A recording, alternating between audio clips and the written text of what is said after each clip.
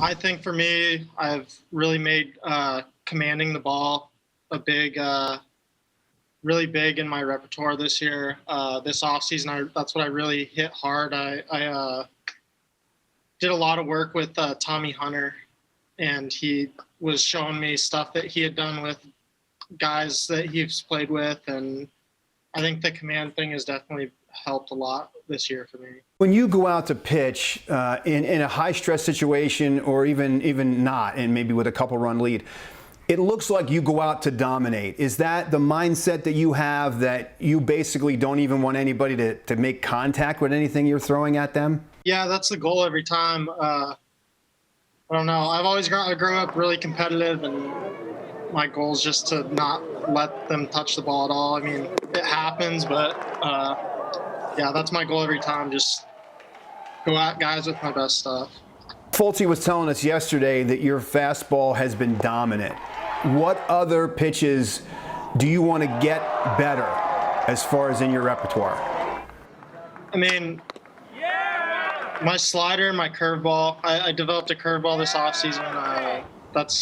Those two are the pitches I've really been trying to lean on a lot more, so that guys aren't just sitting on the fastball. So I feel like my command has gotten good where I can dump it in for a strike. So just keep going with that, and that's kind of my goal this year, is nail that slider and curveball. One of the other things Folty was saying yesterday is some of the guys have really been focusing on spin rate and the analytics part of it. Do you look at those numbers at all, or do you focus on improving the spin rate, or worry about the spin rate at all? I personally don't. I feel like for me, that's more of an off-season thing to mess with. During the season, all I care about is competing and going at guys with my best stuff. I mean, I try not to look at the analytics numbers. I try not to look at the stats, the ERA. I try to stay away from all that and just go out and play baseball. I guess this probably answers my next question. I mean, you've been so good here.